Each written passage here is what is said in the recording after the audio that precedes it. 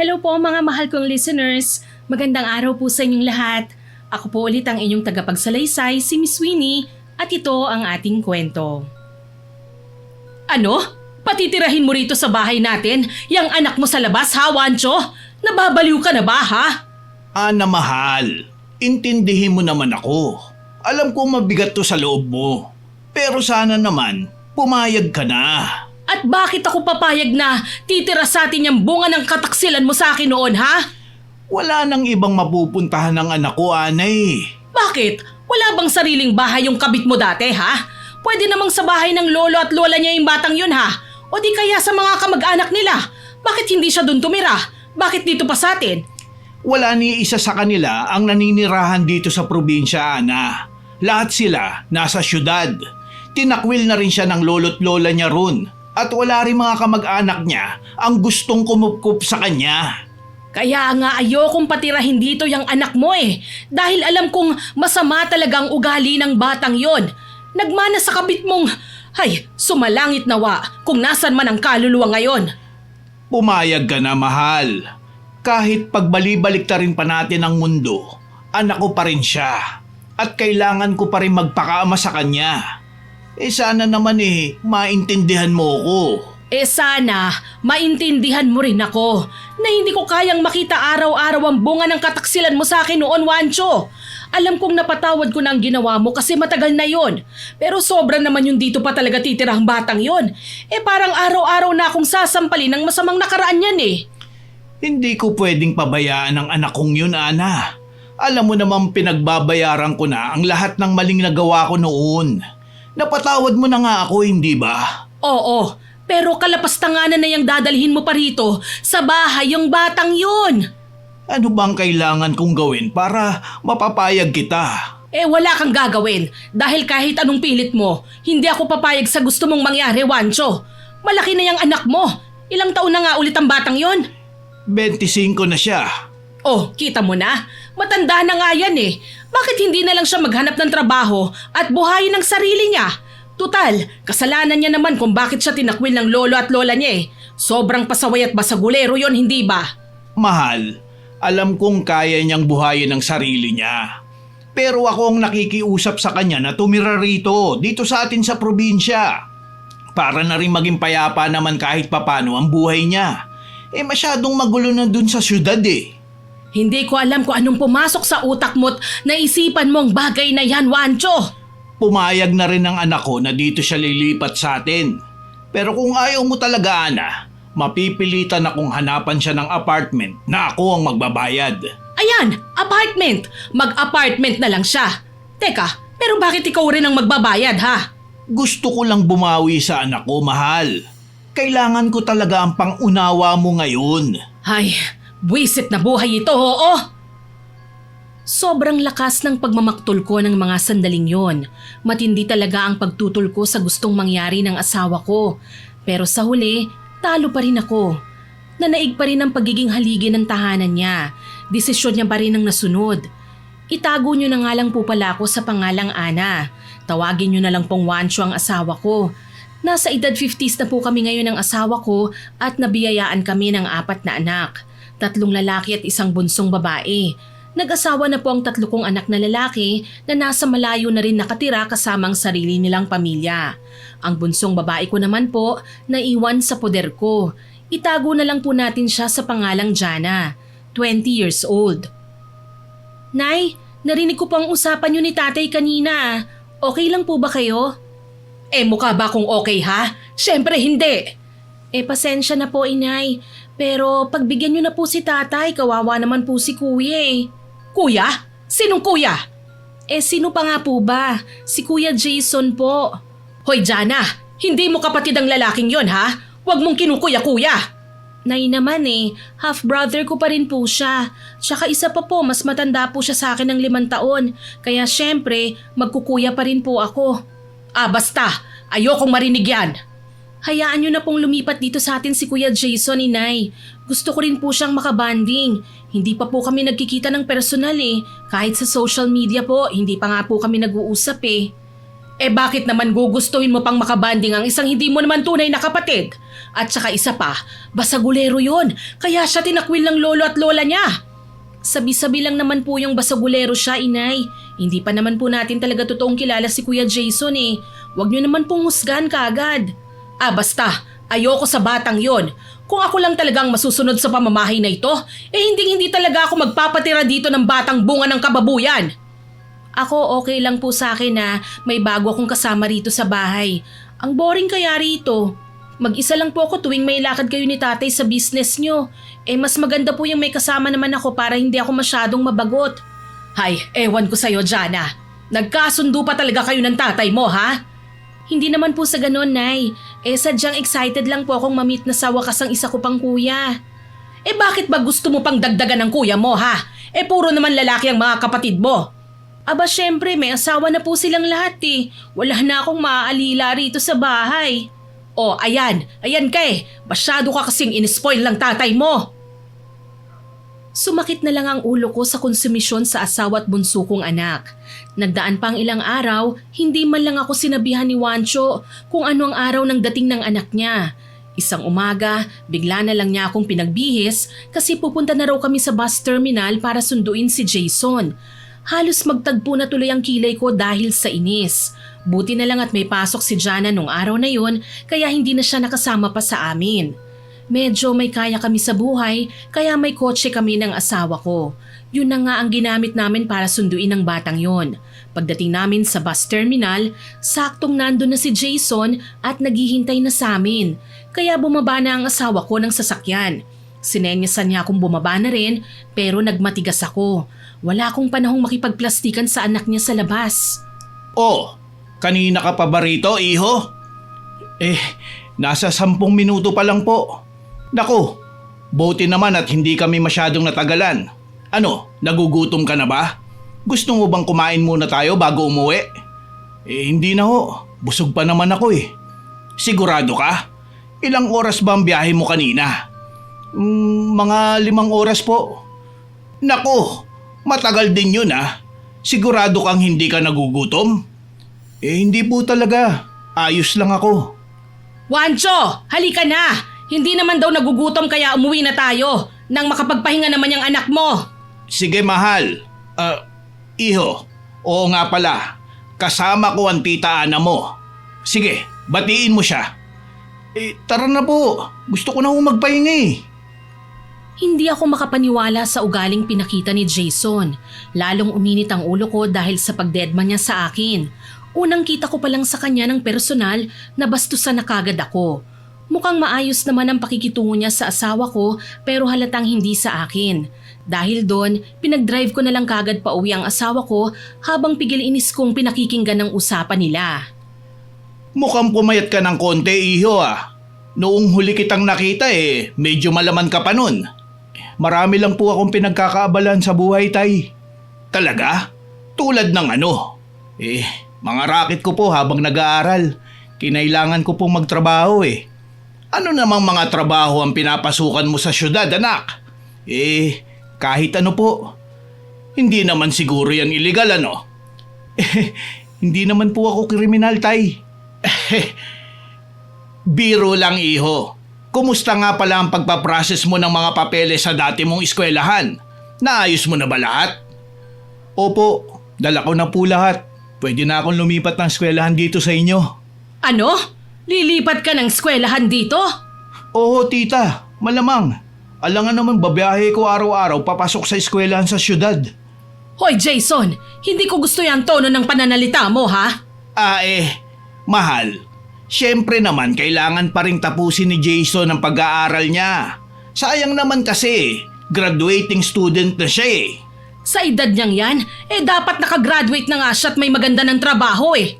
Walang nagpapaaral po sa akin, tita eh. Yung tatay ko kasi, busy sa pagpapaaral sa mga anak niya rito. Abay malamang, mga anak niya yun eh. Anak din naman po ako ah. Pero kayong pamilya niya ang inuuna niya. Kaya ayaw kong makarinig ng anumang reklamo sa inyo kung tutulungan ako ni tatay ngayon sa huling taon ko sa kolehiyo eh. Ba't bastos ka ha? Ay, tama na yan. Ano ba naman kayo? Nandito na tayo ho. O sige, bumaba na tayo. Wala ako sa mood na bumaba sa kotse. Nakasanayan na ng asawa kong nauunang bumaba para pagbuksan ako, pero sa pagkakataong yun, nauna na akong bumaba. Mabibigat ang bawat hakbang ko papasok ng bahay. Sumunod naman sa akin ang asawa ko at nasa likuran niya ang kanyang anak. Nakauwi na pala si Jana pagdating namin, kaya malapad ang ngiti niya nang sinalubong niya kami kahit halatang nakasimangot ang nanay niya. Hello, kapatid! Ikaw na ba yan? Wow, mas pogi ka pala sa personal, kuya. Shh! Jana, wag mo naman takutin ang kapatid mo. Grabe naman po kayo sa akin, tay. Parang bumati lang naman ako eh. Jason anak, yan si Jana, ang bunso mong kapatid. Ay, opo, hello Jana. Hi, kuya! Welcome home! Wag na kayong magdaldalan pa. Bigyan mo na lang ng makakain yung kapatid mo, Jana. O di kaya merienda. Sinabi ko nang hindi ako nagugutom, tita. Hindi naman po kayo ganun katanda para maging ulyanin eh. Anong sinabi mo? Jason? Biro lang po. Gusto ko na po magpahinga, tay. Saan po ba ang kwarto ko rito? Oo, iho. Nasa itaas. Malinis na yun. Sasamahan ka na namin dun. Tara. Hindi na ako sumama pa sa asawa ko. 2 palapag ang bahay namin at lahat ng kwarto ng pamilya ay nasa itaas, maliban sa guest room na nasa ibaba lang. Bakante ang kwarto ng mga anak kong lalaki kaya doon na si Jason sa isa sa mga yon. Makalipas ang ilang minuto, bumaba na rin si Juancho kasama ang bunso ko. Nakapagbihis na sila pareho. Ako naman, nandun pa rin sa couch sa ibaba at hindi pa rin nakapagbihis. Nawalan ako ng ganang kumilos dahil sa sobrang sama ng loob ko sa batang yun. Oh, Ana mahal, bakit hindi ka pa nagpapalit ng damit? Mamaya na. Mahal, wag mo namang masyadong ipahalata sa anak ko na ayaw mo sa kanya. Bakit? Anong gusto mo? Maging plastic ako ha, ganon? Hindi naman sa ganun. Pero wag mo namang masyadong saktan ng damdamin ng bata. Ano namang pakialam ko sa kanya ha? Nangungulila pa rin si Jason sa pagmamahal ng isang ina, mahal. Sana, unti-unti mo ring matutunan na ituring siya bilang tunay mong anak. Oo nga naman, inay. Kawawa naman po si kuya, mukhang malungkot. Pinapakonsensya niyo ba ako ha? Bakit ako maaawa sa batang basagulero ha? Maniwala ka man o hindi, mabait talaga yang si Jason, Ana. Bigyan mo siya ng chance sa pamilyang ito. Tulungan mo kong bumawi sa kanya. Anong tulungan bumawi? Nahihibang ka na ba ha, Juancho? Narinig mo ba yung sarili mo ha? Kung ikaw kaya ang nasa sitwasyon ko, matutuwa ka ba ha? Kung ako ang may anak sa labas, tapos dito ko patitirahin sa atin, anong mararamdaman mo ha? Ay, ewan ko sa'yo, Ana. Aasa na lang ako na matatanggap mo rin siya balang araw bilang anak mo. Sa ugali ng batang yon, sobrang bastos ha? Walang galang? Hindi mangyayari yung pantasya mo, Juancho. Diyan ka na nga. Buti pa, ikaw na lang ang magluto para dyan sa anak mo.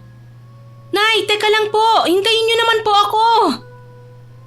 Padabog akong umakyat ng 2 palapag ng bahay namin habang mabilis naman akong sinundan ng anak ko. Lalo lang akong nainis dahil nasa pabor ni Juancho ang bunso naming si Jana. Pakiramdam ko tuloy, wala akong kakampi sa bahay na yun eh. Hindi ko alam kung naiintindihan ba nila ang nararamdaman ko bilang asawa na pinagtaksilan noon at nagbunga pa talaga ang pagtataksil na yon. Nagbihis na kagad ako at hinayaan ko si Jana na pumasok sa kwarto namin. Halatang nag-aalinlangan siyang kausapin ako, kaya inunahan ko na. Oh, ano? May sasabihin ka ba ha, Jana? Ano lang po, inay. Medyo nahihiya po kasi ako sa pinakita niyong pag-welcome kay Kuya Jason eh. Anong sinabi mo? Wag niyo po sanang mamasamain. Pero parang bisita pa rin po kasi natin si Kuya eh. Kararating lang po niya. Hihingi lang po sana ako ng pabor na pakitunguhan niyo po sana ng mabuti si Kuya para naman po hindi maging masama ang relasyon yung dalawa. Nagmana ka talaga sa tatay mo, Jana, ano? Pareho kayong emotionally insensitive eh. Alam nyo, kung talagang hindi nyo ako naiintindihan, hindi ko kayo pipilitin. Basta wag nyo ring ipilit sa akin yung gusto nyo. Naku, Nay, hindi naman po sa ganun. Parang ang awkward po kasi na masama ang trato nyo kay Kuya eh. Araw-araw po natin siyang makakasama. Oh, wala ka na bang ibang sasabihin ha, Jana? Kasi kung wala na, makakaalis ka na. Bumalik ka na sa kwarto mo. Inay naman eh. Labas na! Binibwisit nyo lang ako eh. Sabi ko nga po, eto na, lalabas na. Matagal bago nawala ang init ng ulo ko ng araw na yon. Umabot pa nga ng tanghali ang inis ko dahil ilang beses pang kumatok si Juancho sa pinto ng kwarto ni Jason. Gusto ng asawa kong sumabay si Jason sa pananghalian namin. Pero walang tugol ang mahal na senyorito. Mukhang natulog lang yata buong araw. Kinagabihan, pinagluto ko ng dinner ang pamilya ko. Isang simpleng hapunan lang sana na mas masaya kung walang epal na anak sa labas ang sasalo sa amin. Pagkatapos kong ihain sa dining table ang niluto kong kare-kare at kanin, pati mga plato at kubyertos, tinawag ko na kagad silang lahat para bumaba na. Unang bumaba si Jana kaya inutusan ko muna. Oh, nasaan ang tatay mo? Tawagin mo na rin. Dinaanan ko po sa kwarto nyo, Nay. Busy pa po siya eh. Oh, bakit? Ano bang ginagawa niya? Mukhang ka-video call po niya ang mga staff nyo sa negosyo. Nakikipag-online meeting po yata siya eh. Ganun ba? O sige, bababa na rin naman yun mamaya. Tawagin ko lang po din si Kuya Jason, Nay ha. Wala pang pananghalian yun eh. Wag na! Bababa rin dito ang batang yun kung magugutom na. Inay naman, baka mamaya gutom na po si Kuya pero nahihiya lang bumaba para kumain. Wow ha? Mukha bang may kahihiyan sa katawan ng batang yon? Hay nako inay, sige na po tatawagin ko lang po si Kuya. Napairap ako nang wala sa oras. Ramdam na ramdam ko talaga ang kawalan ko ng kakampi sa bahay na yun. Nagmumukha pa akong masama sa paningin ng asawa at bunso kong anak. Makalipas ang ilang minuto, sabay-sabay na bumaba sina Juancho, Jana at Jason. Parehong nakangiti ang asawa at anak ko, samantalang yung bastardo ng asawa ko naka-poker face lang. Napakayabang niyang tignan. Wow! Ang bango ng ulam natin ah! Siguradong mabubusog ako ngayon! Siyempre naman, sa galing ko ba namang magluto? O siya, maupo na tayo. Dito ka na lang sa tabi ko maupo, Jason. Okay po. Teka, pwesto ko po yan, Tay eh. Hayaan mo na, Iha. Dito muna ang kuya mo nang makapagkwentuhan kami ng maayos. Kung gusto nyong magkwentuhan, mamaya na pagkatapos nating kumain. Hindi ba uso sa inyo yung don't talk when your mouth is full, ha? Hindi naman po ako baboy kumain, Tita Ana. Huwag kayong mag-alala. Hindi tatalsik ang kanin mula sa bibig ko. Ano ka mo? Jason, iyo! Sorry po. Nagbibiro lang. Hindi ako makapaniwalang nakuha ulit ni Jason ang inis ko sa mga sandaling yon. Pinakaayaw ko pa naman sa lahat yung maiinis habang nasa harapan ng grasya. Kinokontrol ko na lang ang sarili at hindi na nagsalita pa. Hanggang sa nagdasal na ang asawa ko para makakain na kami. Nagkwentuhan na nga sila ng anak niya at nakisali pa si Jana. Nanatili akong walang kibo hanggang sa matapos kaming kumain. Oh, nabusog ka ba, iho? Nagutom po ako kaya naparami ang kain ko. Nabusog naman po. Mabuti kung ganun. Hindi ka kasi nananghalian eh. Kumusta naman ang luto ng asawa ko? Ayos lang, pero mas masarap pa rin ang luto ng nanay ko. Jason! Anong ibig mong sabihin? Kinukutsa mo ba ang kare-kare ko, ha? Hindi naman sa kinukutsa ko. Pero medyo matabang naman kasi. Kulang sa lasa. Talaga ba, ha? Di sana hindi mo na lang kinain. Mahal, tama na yan. No choice eh. Kakalaman sikmura ako kung hindi ako kakain. Ganyan ka ba pinalaki ng nanay mo, ha? Sumalangit nawa ang kaluluwa ng babaeng yon. Ano naman ang kinalaman ng nanay ko rito? Kuya, mabuti pa umakyat ka na sa itaas at ituloy mo na ang pagpapahinga mo. Magliligpit na rin ako ng mga pinagkainan natin. Okay, muna na ako. Walang modong tumayo si Jason tsaka diretsyong naglakad paakyat sa ikalawang palapag. Samantalang ako, halos kumulo ng dugo sa sobrang pagkainsulto na nararamdaman ko. Naiilang na naglikpit si Jana ng pinagkainan namin dahil nahahalata niya ang pressure sa paligid. Anumang oras kasi, sasabog na ako sa galit kaya makahulugan akong tinitigan ng asawa kong nakaupo pa rin sa pwesto niya. Naghihintay siya ng anumang sasabihin ko. Hindi ko alam kung makakatagal ako sa ugali ng anak mong yon, Juancho. Pagpasensyaan mo na ang batang yun, mahal. Pagpasensyahan? At bakit ako magpapasensya sa walang modong tulad niya, ha, Aber? Hindi natin alam kung anong pinagdadaanan ni Jason sa buhay niya kaya siya nagkakaganyan. At hindi ako interesado ron. Sinabi ko na sa'yo, Wancho, pagsabihan mo yung anak mo kasi kung hindi niya babaguhin yung matulis na tabas ng dila niya, mapapalayas ko talaga siya rito. Makikita mo. Huwag ka namang ganyan, mahal. Aba, hindi ko kayang tumira sa bahay na may nandedemonyo sa akin araw-araw. Dalawa lang ang kahahantungan niyan, Wancho. Ano naman yun, mahal? Mapapalayas ko siya o ako ang aalis sa bahay na ito nang mapayapa naman ang kaluluwa ko. Mahal naman. Huwag mo namang sabihin yan. Kaya nga pagsabihan mo yang si Jason na ayusin ang pag-uugali niya. Bawas-bawasan niya ang pagiging bastos. Hayaan mo. Ako na ang bahala sa kanya. Aamo rin sa iyo ang batang yun, mahal. Sisiguraduhin ko yan. Hindi na ako sumagot pa. Nag-walkout na lang ako paakyat at padabog na pumasok sa kwarto namin tsaka malakas na sinara ang pinto. Pinilit kong kumalma ng gabing yun kasi sobrang init ng ulo ko kahit malamig naman ang panahon. Kinaumagahan wala akong ganang pumunta sa shop kung saan kami nagnenegosyo. Naging abala na lang ako sa paglilinis ng bahay nang bigla naman akong pinagbihis ni Wancho dahil may lakad daw kami. Oh, saan naman tayo pupunta? Tsaka bakit bihis na bihis kayo niyang anak mo ha? Mahal, ang aga-aga pa ang init na agad ng ulo mo. Subukan mo kayang kumalma. Saan nga tayo pupunta? Sasamahan lang natin si Jason na mag-enroll sa university rito sa atin. Ano? Sa university talaga? Engineering ang kurso ko, tita. Walang engineering ang private institution nyo, kaya mapipilitan kayong pumayag na mag-university ako. Hay nako, ewan ko sa inyo. Nasaan nga pala si Jana? Baka pumasok na, mahal. 9:00 na rin Martes ngayon, wala siyang pasok kada Martes. Ay, hindi ko rin napansin. Baka maagang gumala. Hayaan mo na siya. Anong hayaan? Sinong may iiwan dito sa bahay? Wala ba kayong kandado rito? Meron. Bakit? Hindi ba uso sa inyo rito mag-lock ng pinto tuwing aalis kapag walang maiiwan dito sa bahay? Ano bang klaseng tanong yan, Jason? Sinasarcastic mo na naman ba ako? Depende sa pag-iintindi nyo yan. Hindi naman siguro tatakbo tong bahay nyo pag iniwan at kapag walang tao, di ba? Jason, iho, tama na yan. Huwag mo na kasing asarin ang tita Ana mo sige na mahal. Magbihis ka na. Hihintayin ka namin, ha? Anong magbihis? Wala pa nga akong ligo Maliligo muna ako. Bahala kayong maghintay dyan.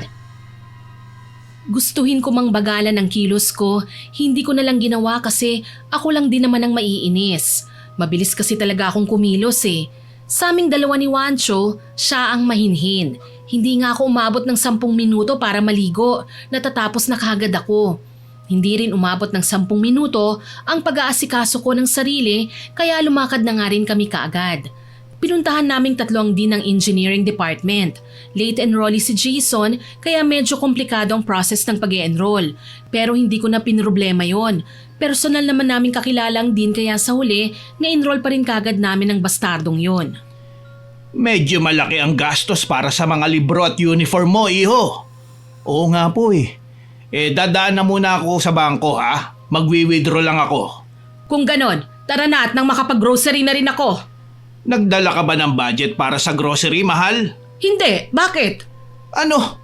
Paano ka mag-grocery niyan? Aba, magwi-withdraw ka para sa anak mo lang. Hindi mo ako bibigyan ng pera para pang grocery. Ang ibig kong sabihin, may nakalaan naman tayong budget para sa grocery, hindi ba? Yun na lang sana ang dinala mo. Para hindi na ako magwi-withdraw para dyan. Sa nakalimutan ko nga Tsaka pwede rin naman yung panggastos mo kay Jason na munang gamitin ko sa grocery. Tapos papalitan ko na lang sa pera pag uwi natin. Ay, sige. Tara na nga, naaalibadbaran na ako sa init dito Lumarga na nga kami papuntang bangko. Hindi na ako kumibo pa. Busy pa rin ang mag-ama sa pagkukwentuhan. Samantalang mukha akong left out sa kanila. Inoobserbahan ko sila ng mabuti ni Jason. Mukhang mabait naman talaga siya sa tatay niya Lagi siyang gumagamit ng po at opo kapag si Wancho ang kausap. Pero kapag ako na, wala siyang kasing bastos. Hindi ko alam kung anong problema ng batang yun sa akin. Lalo lang sumama ang loob ko sa kanya dahil sa ugaling pinapakita niya sa akin. Nandito na tayo. Dito lang kayo, ha? Mabilis lang ako. Sige po, tay. Ana, mahal, huwag mong pagmamalditahan ng bata, ha? Ganon na ba ako kamaldita sa paningin mo, ha? Tsaka hindi na bata yan. Ang tanda na nga niyang anak mo eh. Ay, sige na. Magwi-withdraw na muna ako. Oo na, alis na. Ay, pasalamat ka at mabait ang asawa ko, Jason. Mabait naman talagang tatay ko. Malas niya lang at may suplada siyang asawa. Aba, anong sinabi mo? Tama nga ang sabi ng nanay ko noon. Maldita ka nga talaga. Talagang pinagchismisan niyo pa ako ng nanay mong kabit, ha? Huwag mong pagsalitaan ng ganyan ng nanay ko, ha? Bakit hindi? Totoo namang kabit siya eh. Dahil sa kanya, muntik nang masira ang pamilya namin. At dahil din sa'yo, muntik na ako mamatay sa sinapupunan ng nanay ko. Ano? Sinong may sabi sa'yo niyan, ha? Si nanay. Bakit? Totoo naman, di ba? Hindi sinungaling ang nanay ko. Hindi nga siya sinungaling. Malandi nga lang. Talaga bang napatawad mo ng nanay kong namayapa na? Oo, wala na akong choice eh. Ayokong magtanim ng galit sa puso ko. Talaga, Tita Ana? Kung totoong napatawad mo ng nanay ko, bakit ganyan kasama ang trato mo sa akin? Bakit hindi mo tanungin ang sarili mo, ha? Mula nang dumating ka, wala ka nang ibang ginawa kundi paandaran ako ng pangit mong pag-uugali at… Oh, teka. Ano ba ang pinag-uusapan nyo? Oh, Wancho, nandyan ka na pala. Nag-aaway na naman ba kayo? Ha? Hindi. Nagkukwentuhan lang. Ay, oo nga po. Ganito kasi kami magkwentuhan ng asawa mo, Tay. Ay, nako. Tara na nga't samahan na natin ang tita mo na mag-grocery. Hindi ko alam kung bakit naiinggit ako tuwing ginagalang ng batang yun ang asawa ko. Samantalang ako, binabastos naman niya ako. Nag-grocery na lang kami. Marami akong pinamili kaya inabot kami ng halos 1 oras. Pagkatapos nun, nakaramdam ako ng pagkalam ng sikmura ko kaya dumaan muna kami sa isang fast food chain para kumain. Naparami ang kain ko dahil sa sobrang gutom. Hindi ko na tinignan ang sukli sa lahat ng nagastos namin kasi tinatamad na akong magbilang. Gusto ko nang umuwi at magpahinga. Habang nasa gitna ng biyahe, biglang sumakit ang tiyan ko kaya pinabilisan ko kagad kay Wancho ang pagmamaneho. Hindi nagtagal, nakarating na rin kagad kami sa bahay kaya mabilis kong nilapag ang wallet ko sa mesa ng living room tsaka ako tumakbo papunta ng banyo para magbawas. Pagkatapos nun, bumalik na ako sa living room at nakita kong nandun na rin ang anak ko, nagbubuhat ng mga grocery namin.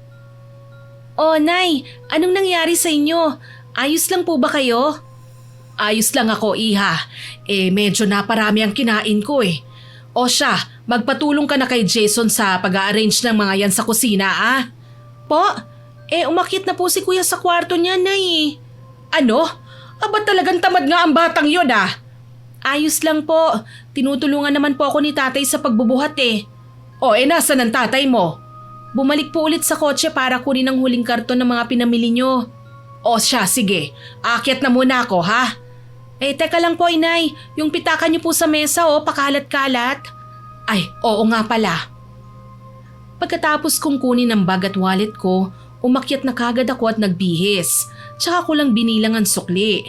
Napakunot kagad ang noo ko kasi parang kulang ang pera. Pero hindi ko na lang talaga maalala kung magkano ang total ng fast food na kinain namin kanina. Sa grocery, alam ko kasi nadala ko ang resibo.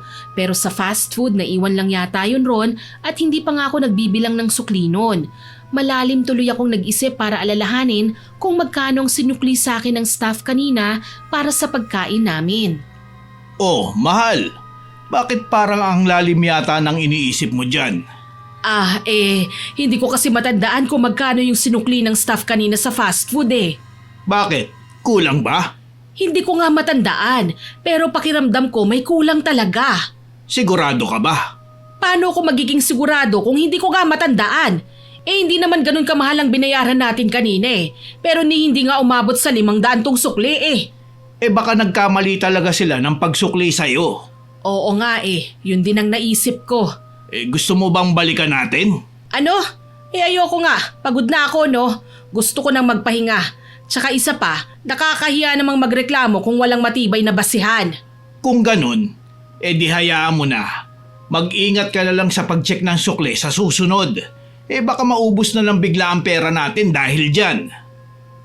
Kinaumagahan, gusto ko nang pumasok sa trabaho kaya maaga akong gumising.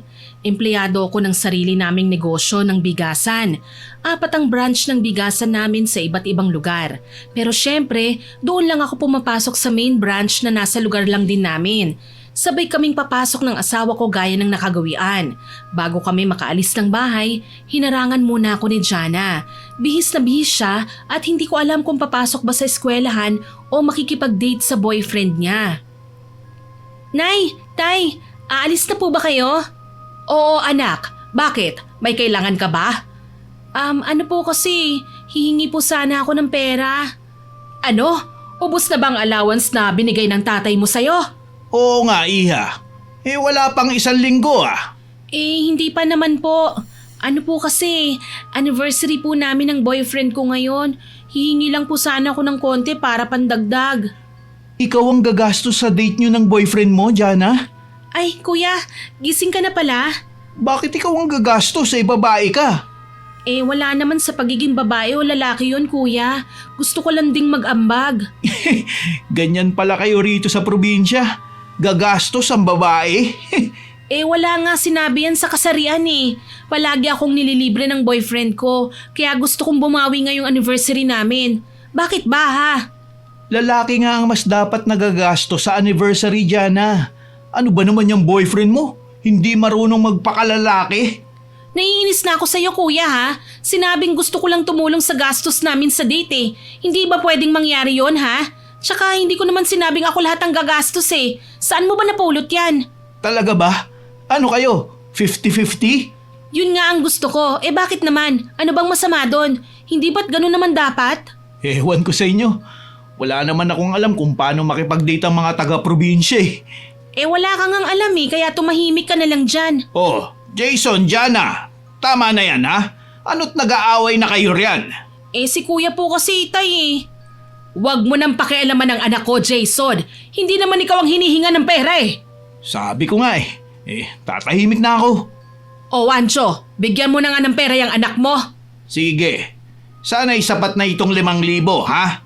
Naku tay, sobra-sobra na nga po yan eh. Maraming salamat po.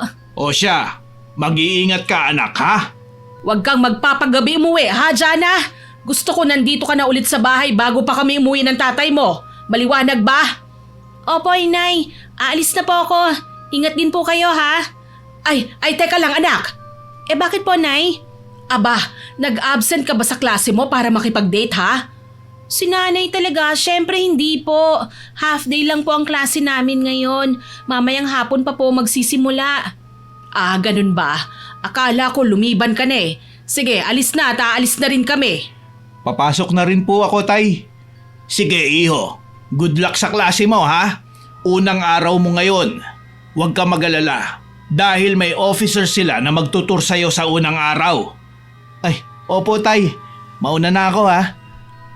Hindi ko na pinansin si Jason. Pumunta na kagad kami sa tindahan namin ng mga bigas tsaka nagtrabaho. Ordinaryo lang ang araw na yon. Nag-focus lang kaming mag-asawa sa pagtatrabaho hanggang sa oras na para umuwi.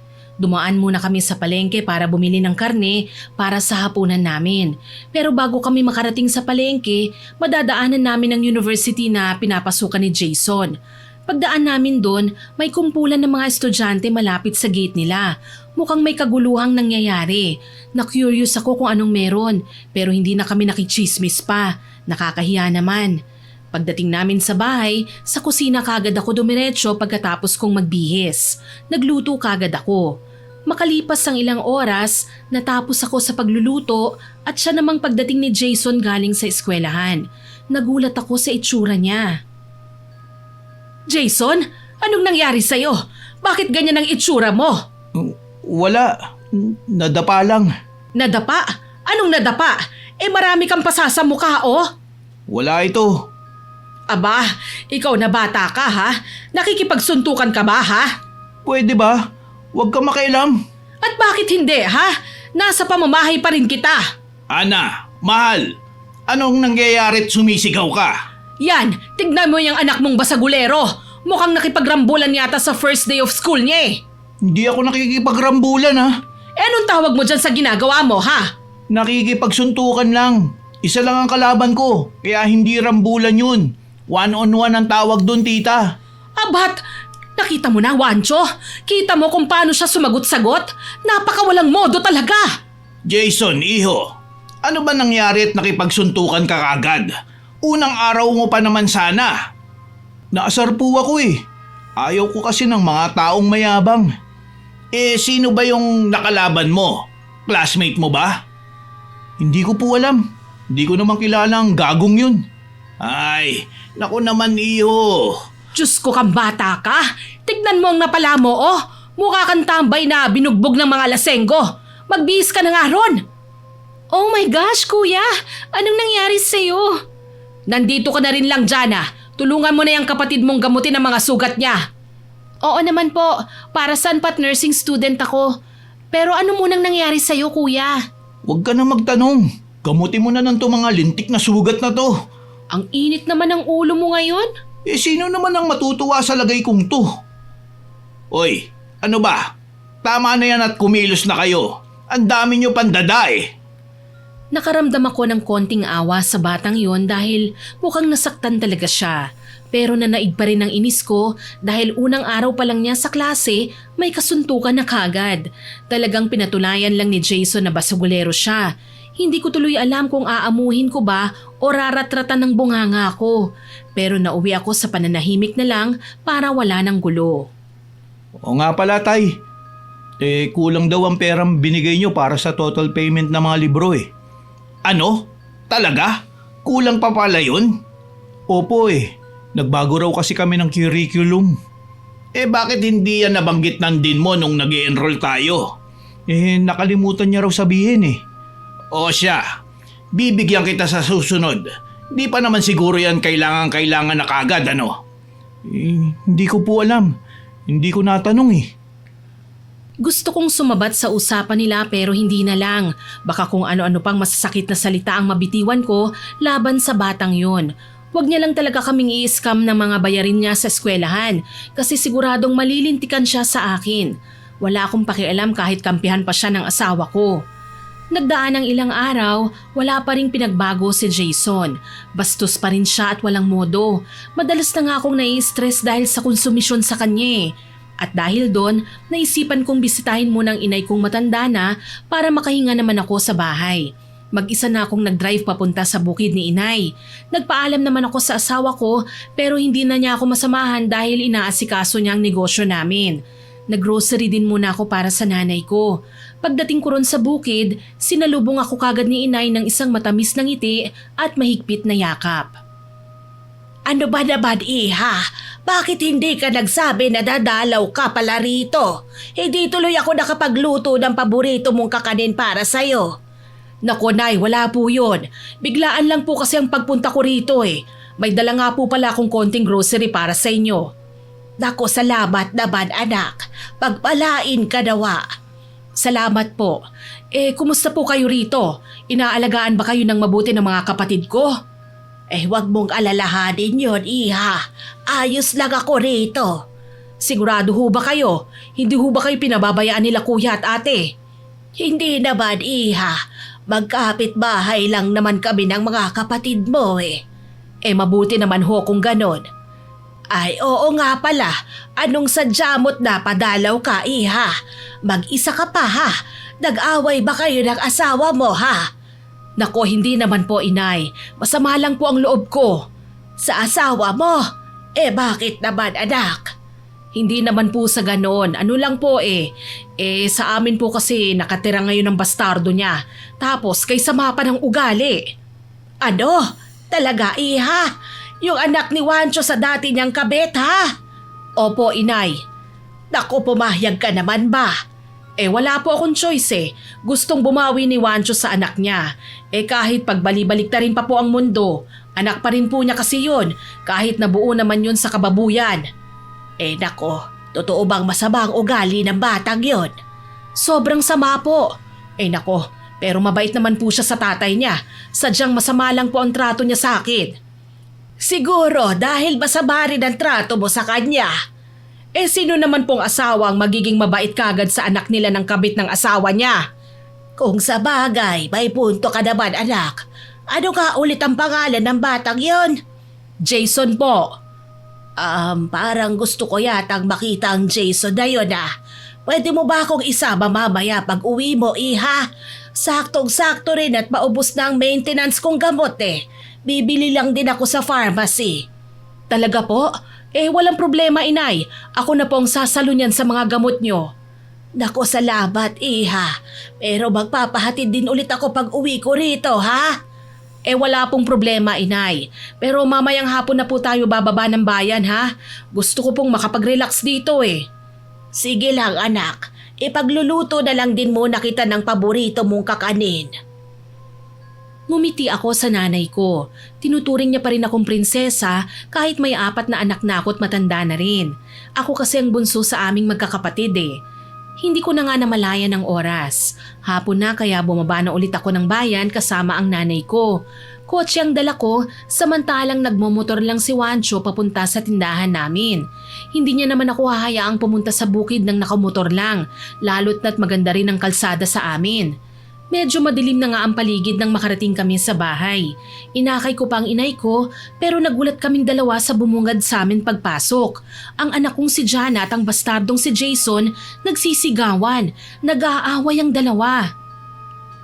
Ano bang problema mo, Kuya Jason? Bakit ka ba nakikialam, ha? Nagsasabi lang naman ako ng totoo, Jana.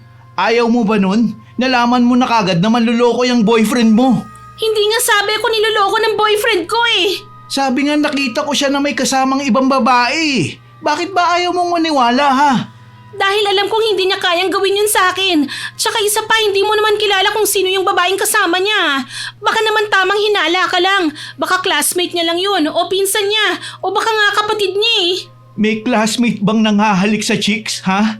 Magpinsan ba yung ganun? O kapatid? Saka sinasabi ko naman sa'yo eh. Sweet sila, Jana. Kulang na lang maghalikan eh. Hindi totoo yan. Bahala ka kung ayaw mong maniwala. Basta binalaan kita, ha? Cheater yung boyfriend mo. Jana, Jason, ano bang kaguluhan ito, ha? Nay, kanina pa po ba kayo dyan? Ay, teka, Lola, nandito rin po kayo? Oo, kasama ko ang lola mo. Nakakahiya oh, kararating niya lang dito tapos ganito pang aabutan niya. Magandang gabi po, Lola Antonia. Pasensya na po kayo, sana abutan niyo, ha? Magandang gabi po. Magandang gabi rin sa inyo, iha, iho. Ikaw na ba si Jason, iho? Ako nga po. Jana, kumuha ka muna ng maiinom para sa lola mo. Sige po, inay. Hinayaan ko na muna ang anak kong asikasuhin ng lola niya. Nag-excuse din muna ako kay inay para kausapin si Jason. Kahit ang batang yun mismo ang sadya ni inay ko sa pagpunta niya sa amin. Kinuha ko ang pagkakataong yun para pagalitan si Jason habang hindi pa umuuwi ang tatay niya. Kung nandito kasi si Juancho, siguradong kakampihan niya na naman ang bastardong yun. Kaya sinenyasan ko na lang si Jason na umakyat sa 2nd floor ng bahay. Buti at sumunod naman siya sa akin. Ano bang problema mo ha, Jason? Bakit mo inaway ang anak ko? Nakapatid ko, tita. O tapos, bakit mo nga inaway si Jana? Mukha bang ako ang nangaaway sa kanya? Sinumbong ko lang naman ang panluloko ng boyfriend niya eh. Panlulokong hindi naman kumpirmado kung totoo ba o hinala mo lang. Hindi ako tanga para hindi masigurong may ibang babae ang boyfriend ni Jana, tita. Kung ano man ang nangyari sa anak ko at sa boyfriend niya, huwag ka nang makialam. Talaga ba? Nagmalasakit lang naman yung tao eh. Gusto mo bang masaktan at magpakatanga ang kapatid ko? Hindi sa ganon, pero huwag ka nang makialam sa kanila, kuha mo. Tsaka isa pa, paano mo nakilala ang boyfriend ng anak ko, ha? Nakita ko lang silang magkasama. Mabilis naman tandaan ang pagmumukha ng lalaking yun eh. Hindi talaga nagpapatalo si Jason. Sinabihan ko na lang siyang bumaba na lang ulit para makipagkwentuhan na kay inay. Pero ang bastos na batang yun, nagkunwaring walang narinig at lumakad lang papasok sa kwarto niya. Gusto ko sanang sigawan pero ayoko namang marinig yun ni inay, kaya hinayaan ko na lang. Kinuha ko muna ang wallet ko sa kwarto namin ni Juancho, tsaka ako bumaba. Bibigyan ko ng pera si inay para sa gamot niya. Nagpaalam na rin si Jana na aakyat na sa kwarto niya. Tinanguhan ko na lamang. Mukhang wala nga talagang modo yung bastardo ng asawa mo, Ana. Sinabi ko naman po sa inyo. Pinababa ko nga po sana ulit dito para makipagkwentuhan sa inyo. Pero tinalikuran lang ako ng bastos na batang yon. Hay nako, hayaan mo na. Hindi ko rin gustong makipagplastikan sa mga batang bastos, anak. Siyempre naman po, kaya sa inyo ko nagmane. Nga pala inay, heto po ang pera. Pasensya na't ito lang muna ang... Teka, Oh, bakit, anak? sandali lang po. Parang kulang yata itong pera sa wallet ko ha. Naku, bilangin mo na muna ng mabuti, anak. Kulang nga po talaga inay. Kung hindi ako nagkakamali, 9,000 po ang laman nito kanina eh. Para sa bills namin yun eh. Oh, tapos, magkano na lang ba ngayon? 6,000 na lang po. Kulang ng 3,000. Naku, alalahanin mo at baka kung saan-saan mo lang nailagay. Hindi po inay. Dito lang po talaga yun eh. Hindi naman po ako naglalagay ng pera sa kung saan-saan eh. Sa pitaka ko lang po talaga. Aba, wala naman sigurong magnanakaw rito sa bahay nyo, ano? Wala po, syempre.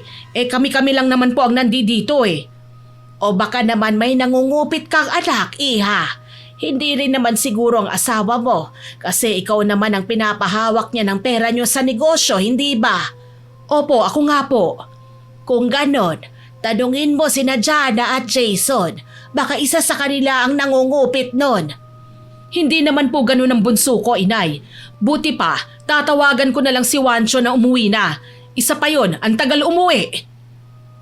Kinuha ko na nga ang cellphone ko tsaka denial ang kontak ng asawa ko. Pagkatapos ng 3 ring, sinagot niya kagad. Pinauwi ko na siya pero wala akong sinabing dahilan. Hindi na rin nagtanong pa si Wancho at sumunod na lang sa gusto ko. Hindi nagtagal, may motor nang bumusina sa labas ng bahay at alam kong si Wancho na nga yun. Hindi na ako nag-aksaya pa ng oras. Pagpasok ng asawa ko, sinimulan ko na kagad ang pag-iinteroga sa dalawa. Nasa baba na sina Jana at Jason. Anong meron, mahal? Ay, nako, nandito po pala kayo, Nay. Magandang gabi po. Magandang gabi rin, iho. May problema ba rito, mahal? Oo, Wancho. Nawawalan tayo ng 3,000. Ano? 3,000? Ano nangyayari? Sino naman ang kumuha nun? Hindi ko nga alam. Yun nga ang aalamin natin ngayon. Ano naman pong kinalaman ko dyan, inay? Nawalan lang pala ng pera eh. Inabala pa ako. Nag-aaral yung tao eh. May exam kami bukas. Walang mag-aaral hanggat hindi nyo inaamin kung sino ang nangupit ng pera sa inyo. Pinagbibintangan mo ba ako, tita? At bakit? Dapat ba, ha? Kailan po ba kayo nawalan ng pera, inay? Gayong araw lang na ito kasi buo ito kaninang umaga bago ko umalis. Sigurado ka ba talagang nawawalan tayo, mahal? Hindi pa ito kailanman nangyari ah. Siguradong sigurado ako, Wancho. Kaya nga mas nagtataka ako ngayon eh. Ngayon lang tayo nawalan ng pera. Kapansin-pansin talaga ang pagkawala kasi puro kasyo na tigi 1,000 piso. Nay, alam niyo pong hindi ako yan ha. Hindi ako marunong mangupit ano, lalo na ang magnakaw. Konsensya ko na lang yan. Nagsasayang lang kayo ng oras sa akin. Sinasayang nyo rin ang oras ko. Tigilan mo nga ako dyan sa bastos mong ugali, Jason ha? Huwag kang umiwas kung ayaw mong isipin kung ikaw talaga ang kumuha. Ana, wala ka pa rin namang patunay dyan eh. Huwag mo namang pagbintangan ng anak ko. Naku naman, gayon pa talaga nangyari yan kung kailan napadalaw ako. Umamin na kayo, iho, iha, kung sino man sa inyo. Wala akong aaminin dahil wala naman akong ginagawa eh. Aba, lalo naman ako, no? Hindi ako pinalaking nangungupit, ano? Ayaw nyo talagang umamin, ha? Kung putulin kaya namin ang financial support namin sa inyo, ha, Jason? Ang galing! Ako naman pala ang main suspect sa utak mo, tita. Oo, bakit? Masisisi mo ba ako, ha? Kayo lang naman ni Jana ang naiwan dito sa bahay pag uwi nyo galing sa eskwelahan, hindi ba? Tsaka isa pa, hindi nangungupit ang anak ko. Ana, sumusobra ka na sa pambibintang mo, ha? Hayaan mo ako nang kakausap kay Jason. At kausapin mo rin yan si Jana. Bakit ako, Itay? Hindi naman po ako yun eh. Hindi ko na kailangan kausapin ang anak ko, Wancho. Jana, apo, pumasok ka na sa kwarto mo. Iwan mo muna kami ng nanay mo rito. Sige po, Lola. Hindi ko alam kung anong gustong sabihin sa akin ni inay at pinalis niya si Jana. Si Juancho naman, sinamahan ng anak niyang umakyat sa second floor. Sana nga mapaamin niya ang batang yun. Dahil sa matinding frustration, kunot na kunot ang noo ko habang sinusundan sila ng tingin paakyat. Si inay naman, kakaibang tingin na nakikita ko sa mga mata niya. Parang may malalim siyang iniisip. Alam kong isa sa kanila ang nagsisinungaling, anak. Syempre naman po si Jason. Sino pa nga po ba? Wala kang ebidensya sa bagay na yan, iha. Pero gusto mo bang magkaroon? Syempre naman po, inay. Hindi ko lang po alam kung paano. Akong bahala, anak. Madali lang yan. Bakit? Ano pong gagawin niyo, inay? Alam kong may ideya ka na kung anong naisip kong gawin, iha. Po, huwag niyo pong sabihin sa aking idadaan niyo na naman po sa kulam. Ganun na nga ang gagawin ko.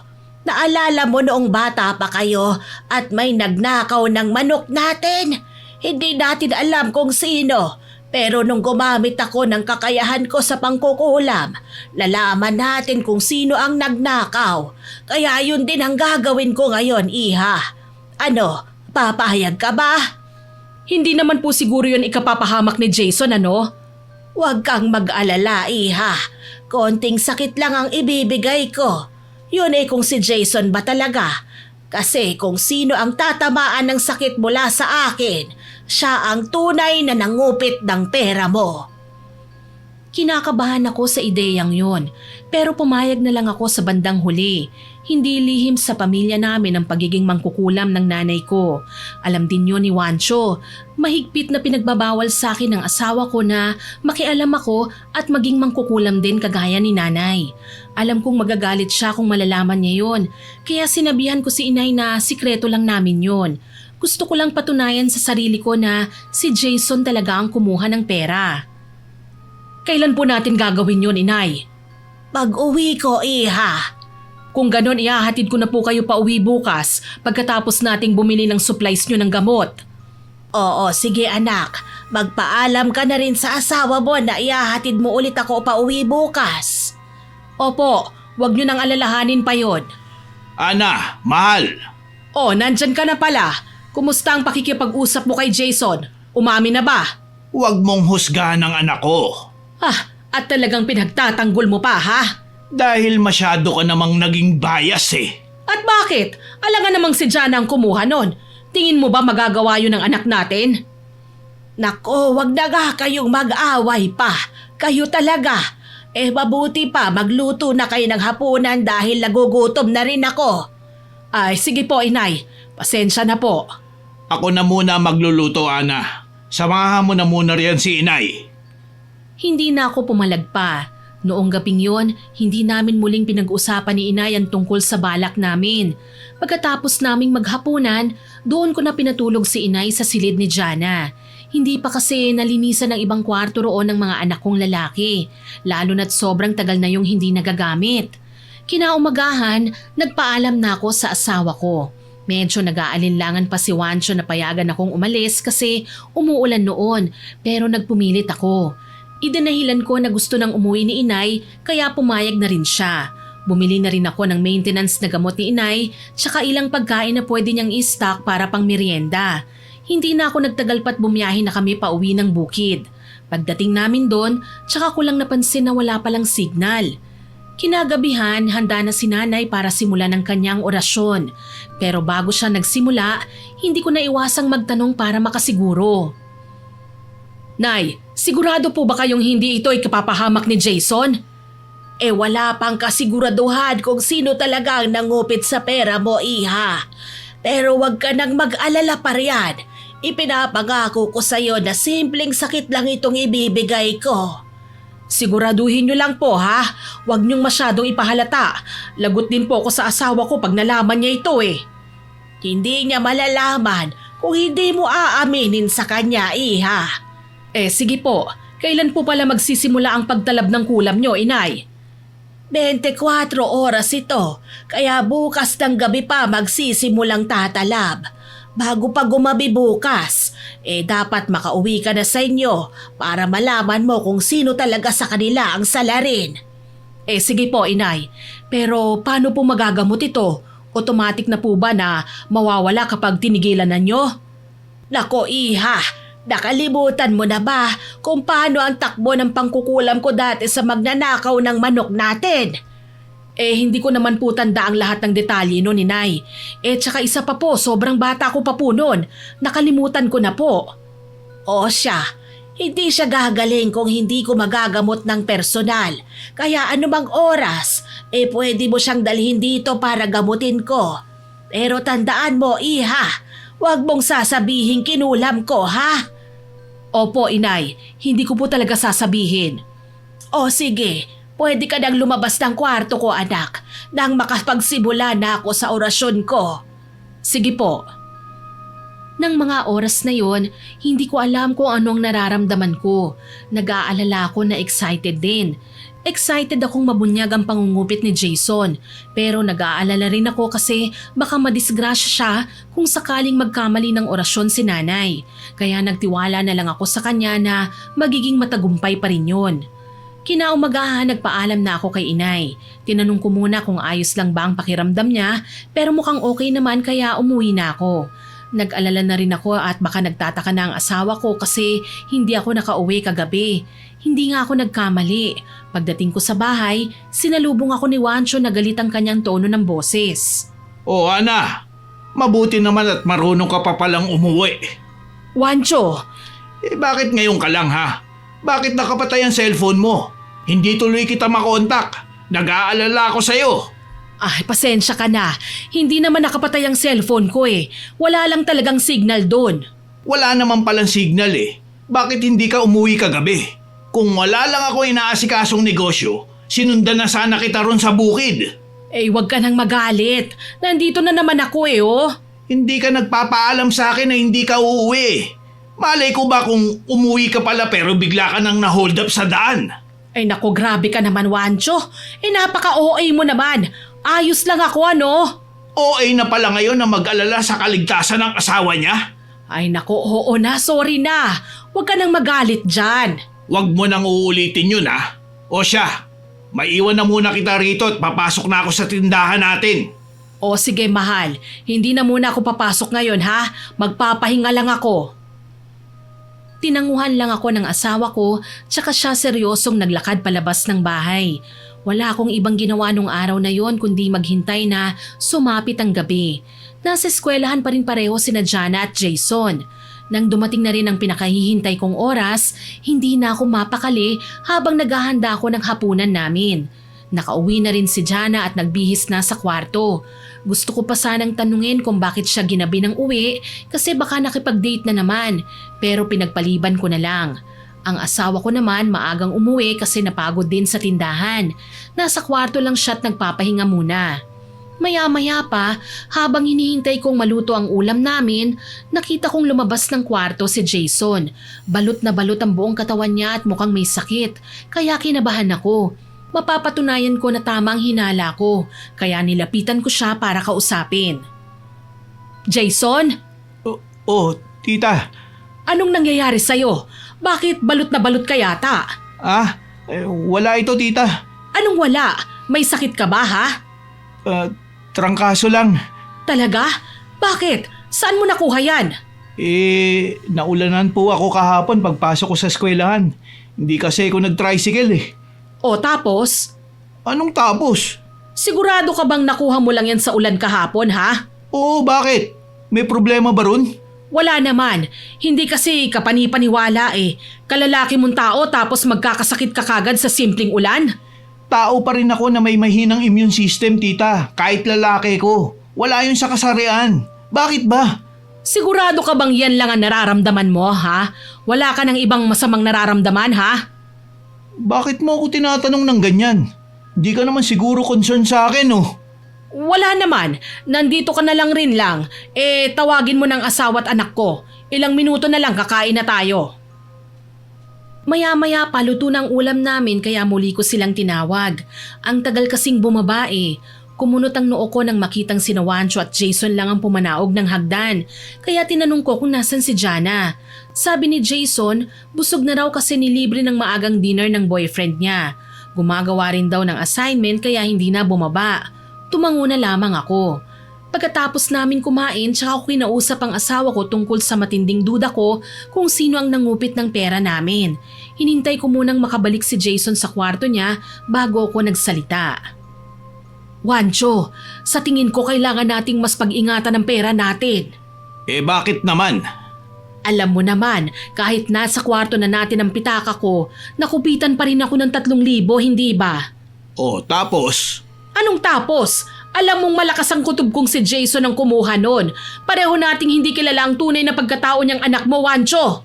Sinasabi mo bang nangungupit ng pera si Jason, Ana? Pasensya ka na kung ganun ang iniisip ko. Malay ba natin kung lumaki na pala siyang ganon? Hindi mo rin nasubaybayan ang paglaki niya, kaya hindi mo masasabing hindi siya ganon.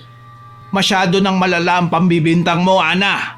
Kahit wala kang ebidensya, matibay pa rin ang paniniwala mo. Hindi na yata yung basta-basta pambibintang lang eh. Panguhusga na yan. Hinuhusgahan mo na ang anak ko. Teka nga lang, nagagalit ka ba ha? Sinong hindi magagalit dyan sa ginagawa mo? Nanghuhusga ka ng pagkatao eh. Namemersonal ka na. Talagang kakampihan mo ang bastardong yun ano? Sige, kung gusto mong magpatira ng mangungupit dito sa bahay, bahala ka! Ewan ko sa'yo, Ana. Diyan ka na nga lang. Pagod ako ngayon kaya wag mo na akong hiritan dyan. Matutulog na ako. Inirapan ko na lang ang asawa ko. Nagtatampo na ako sa kanya dahil sa paulit-ulit niyang pagpabor kay Jason. Kinaumagahan maagang umalis ng bahay si Wancho. Wala akong balak pumasok sa trabaho. Balak ko nang kumprontahin si Jason sa araw na yon para maibalik na niya sa akin ang kinupit niyang pera. Bahala na kung lalong magalit si Wancho sa akin basta mapatunayan ko lang na mangungupit ang anak niyang yun. Kaya bago pa makaalis ng bahay si Jason para pumasok sa eskwelahan, hinarangan ko siya. Napangisi ako nang makitang sisinghot-singhot pa rin siya at tinatrangkaso pa rin. May gusto ka bang aminin sa akin ha, Jason? Aminin? Ano nga aminin? Malay ko, ano nga ba? Wala akong panahon para sa mga walang kwentang bagay, tita. Papasok na ako sa klase. Hindi ka makakalabas ng bahay na ito hanggat hindi mo inaamin sa akin ang totoo. Na ano nga? Na ako nangupit ng pera nyo? Oh, ayan, sa bibig mo na mismo nang galing. Di tama nga ako, hindi ba ha? Ay, ang aga-aga pa para pasahan mo ako ng init ng ulo, tita. Kailan mo ba ako titigilan? Bakit ang init ng dugo mo sa akin? Sagutin mo na lang ang tanong ko. Hindi nga ako ang kumuha noon. Bakit hindi mo tanungin yung bunso mo? Hindi ko pinalaking nangungupit ng pera ang anak ko, no? Kaya alam kong hindi yun magagawa ni Jana sa akin, Jason. Di maghanap kayo ng ibang sospek kasi hindi ako nangupit noon. Hindi pa nga ako nakapasok dyan sa kwarto nyo eh. Bakit naman ako papasok dyan? Sinungaling kang bata ka? Aminin mo na kasi! Huwag niyong ipaamin sa akin ang kasalanang hindi ko ginawa, pwede ba? Saka isa pa, ni wala akong kaide-ideya kung saan nakalagay ang pera mo o kung ano-ano pang ari-arian yung may halaga. Bakit hindi mo isipin kung sino nakakaalam ng lagayan niyang pitaka mo? Hindi ako nakasagot ng mga sandaling yon. Napaisip ako bigla. Parang naputol ang dila ko. Hindi ko na nga napigilan si Jason nang tinalikuran na niya ako at lumabas ng bahay. Naiwan akong malalim na nag-iisip habang sobrang bilis ng pintig ng puso ko.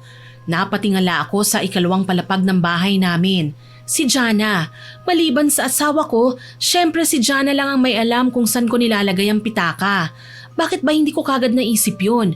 Hindi ko rin nakita si Jana na lumabas ng kwarto mula pa kagabi hanggang sa umagang yun. Dahil doon mabibigat ang bawat hakbang ko habang umaakyat sa second floor. Pagdating ko doon, dumiretso ko kagad sa silid ni Jana. Kakatok na sana ako pero naiwang nakabukas ang pintuan, kaya pumasok na kagad ako. Ganun na lang ang gulat ko sa aking nakita. Jana? Nay? Anong nangyayari sa'yo? Ayos ka lang ba? Hindi po, inay.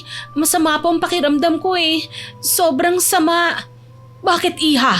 Ano bang nararamdaman mo? Bakit parang inaapoy ka yata ng lagnat? Tsaka namumulakat ang laki ng eye bags mo ah. Hindi ka ba nakatulog kagabi? Hindi po eh. Bakit ka nga nagkasakit? Nagpaulan ka rin ba kahapon? Hindi po, inay. Binabangungot lang po ako. Diyos ko, hindi pwede ito. Hindi!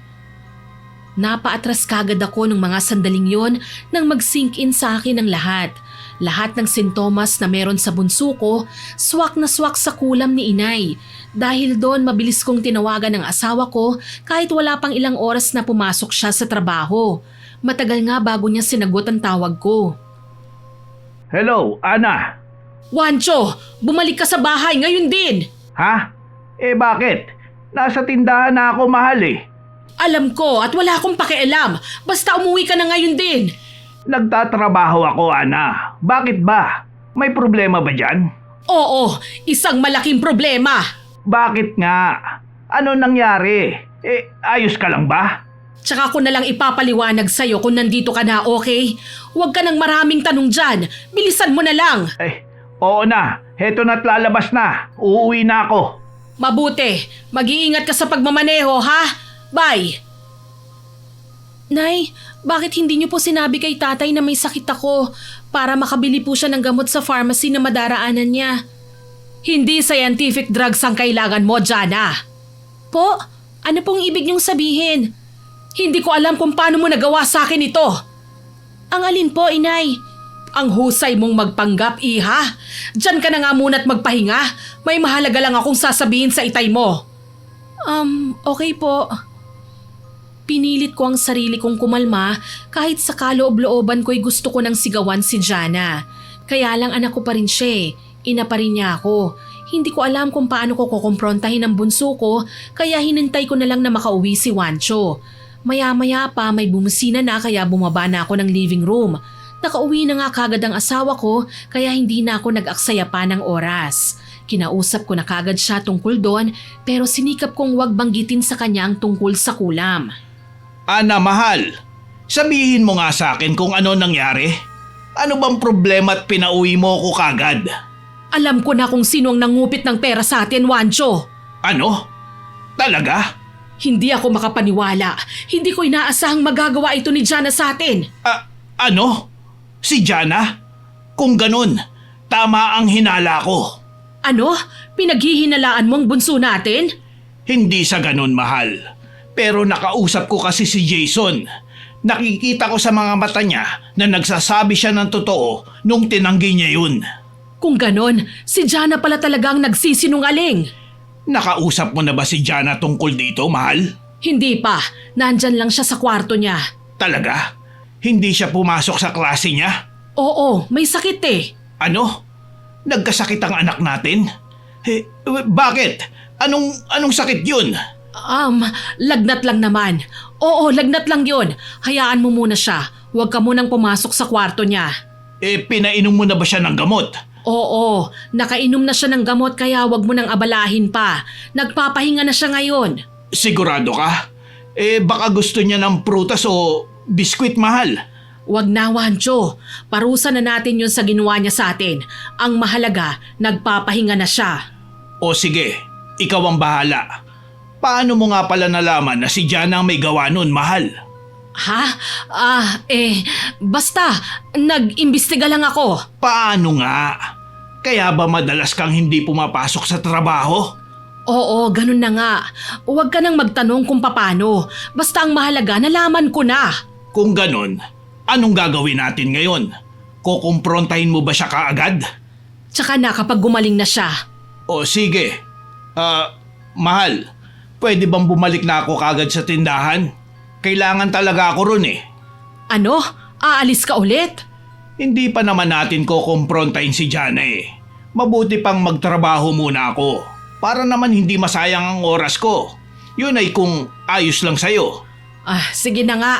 Pasensya ka na rin at pinauwi pa talaga kita rito para sabihin lang yun. Wala yun, mahal. Pangit din naman sa phone natin pag-usapan ng tungkol dun eh.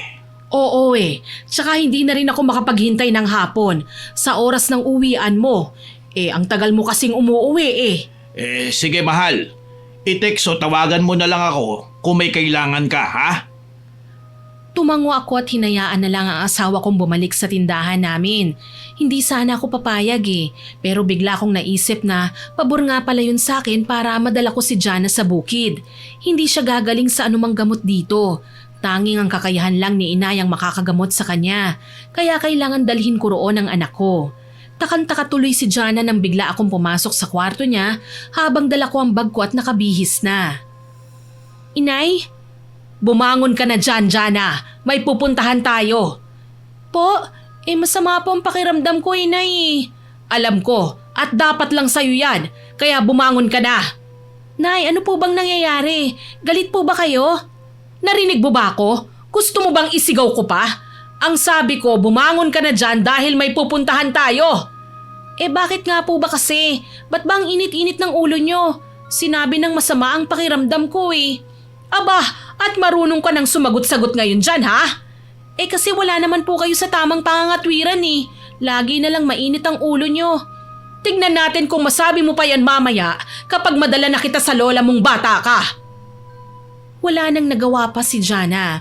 Pinilit ko na siyang tumayo at magbihis. Wala sa bahay ang kotse dahil yun ang gamit ng asawa ko. Kaya nag-tricycle na lang kami papunta doon. Hindi naman hassle ang pag-akyat ng bukid dahil nasa gilid naman ng kalsada ang bahay ni nanay. Kahit nangihina si Jana, konting awa lang ang nararamdaman ko sa kanya ng mga sandaling yon. Gusto ko nang pagalitan kagad ang batang yon, pero tsaka na kapag gumaling na siya. Panay tanong siya kung anong gagawin namin sa bukid pero hindi ko sinasagot. Pagdating namin, gulat na gulat ang inay ko sa nakita niya. Alam kong hindi rin niya inaasahan yun. Anak, bakit si Jana ang kasama mo? Nay, gawin niyo na po ang dapat niyong gawin sa batang ito. Ha? Teka, ano po bang nangyayari? Anong gagawin ni Lola sa akin, inay? Nararamdaman ko. Ikaw nga talaga yon, Jana. Hindi ako makapaniwala. Ako ang… Ano po bang sinasabi niyo, Lola Antonia? Wala, apo. May sakit ka, hindi ba? Halika na't gagamutin na kita. Po, bakit kayo po ang gagamot sa akin, Lola? Dahil ang Lola Antonia mo lang ang makakagamot sa'yo, Jana. Bakit po ba, inay? Hindi niyo nga po ako binigyan ng gamot eh. Hindi gaganang mga yon. Huwag ka nang magmatigas pa dyan at magpagamot ka na sa lola mo. Wala na nga nagawa pa ang anak ko. Pinapasok na siya ni inay sa kwarto para sa orasyon ng panggagamot. Kunot noon naman akong naghintay sa maliit na sala ng bahay hanggang sa matapos yon. Ang sabi ni inay, unti-unti na raw tatalab ang panggagamot niya kaya pwede na kaming umuwi kung may lakad pa ako. Wala akong lakad pero umuwi na rin ako pagkatapos kong magpasalamat kay inay. Pinagpahinga ko na muna si Jana sa kwarto niya pag uwi namin. Lumipas ang ilang oras. Nakauwi na rin ang asawa ko pati na si Jason. Hindi na ako nagsayang ng oras. Kinausap ko na sila nang hindi nagpaligoy-ligoy pa. Anong meron? Bakit nyo kami pinatawag, tita? Jason, gusto kong humingi ng pasensya sa pambibintang ko sa'yo. Nagkamali ako. Yun lang pala, wala yun. Buti naman at nakaligtas na ako sa kalokohang yan. Ano pong ibig sabihin nito, inay? Jana, anak, ayaw naming magalit sa'yo. Mabuti pa, aminin mo na ang ginawa mo at humingi ka na ng tawad sa amin. Po, anong sinasabi niyo, itay? Sabi ko na nga, Jana ikaw talaga ang kumuha nun Pinang-date mo sa boyfriend mong cheater, tama ba? Paano mo nagawa sa amin ito, Jana? Nay, paano niyo po nalaman? Hindi na importanteng malaman mo pa. Sagutin mo na lang ang tanong ko. Paano mo nagawang mangupit sa amin, ha? Binibigyan ka naman namin ng allowance, ha?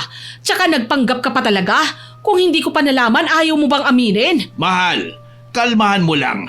Sorry po, inay. Sorry po. Sige, magpaliwanag ka na lang, anak. Kasi po, kulang po kasi ang allowance ko para sa eskwelahan at pang-date. Ano ka mo, Jana?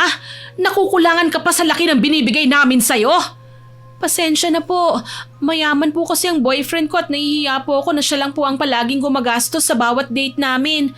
Kaya gusto ko pong ako naman po ang gagastos. Kaya ka nangupit, ganun ba? Aba, ayos Natuto ka ng mangupit ngayon.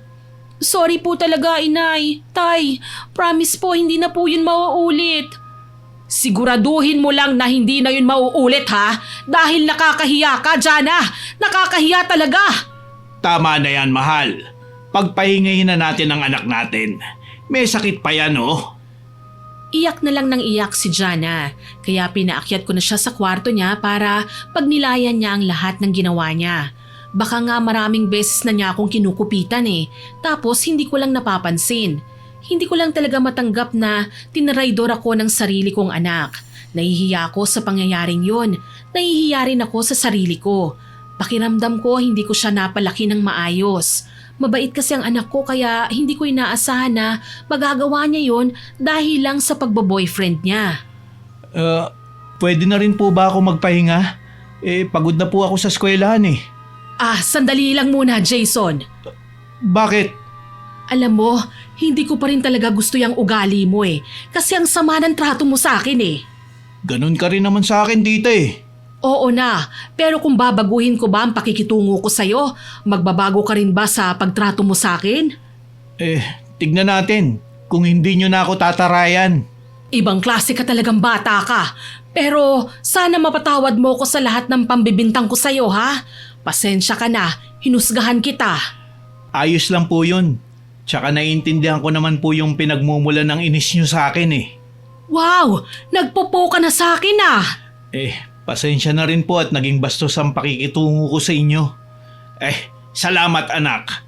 Sana darating ang araw na ituring nyo ang isa't isa bilang tunay na mag-ina. Ngumiti lang si Jason sa sinabing yon ng asawa ko. Tsaka siya tumalikod sa amin at pumasok na sa kwarto niya. Nakahinga ako ng maluwag. Tunay ngang hindi dapat nang huhusga kagad. May mga mukhang barumbado pero mabait naman pala. May mga mukha ring mabait pero may tinatagong kasakiman sa puso. Yun ang natutunan kong aral sa pangyayaring yon sa buhay ko. Sana po natuto rin kayo mula sa aking kwento. Maraming salamat po sa lahat ng nakinig sa storyang ito. Asahan ko pa po na aabangan niyo pa po ang mga storya nating darating at huwag niyo pong kalimutan na mag-subscribe, like, share and comment sa mga stories natin. Para po mabilis niyong makita kung may bago tayong upload, i-hit niyo lang po ang notification bell para lagi kayong updated. Aasahan ko pa rin po ang inyong suporta ha. Ang goal po natin maka 100k subscribers po tayo. Kaya sana tulungan niyo po akong ma-reach yun. Muli ako po si Miss Winnie at nandito pa rin po si Sir John Hello po sa inyo. na nagsasabing maraming salamat sa inyong walang sawang pakikinig at pagsuporta. God bless po sa ating lahat.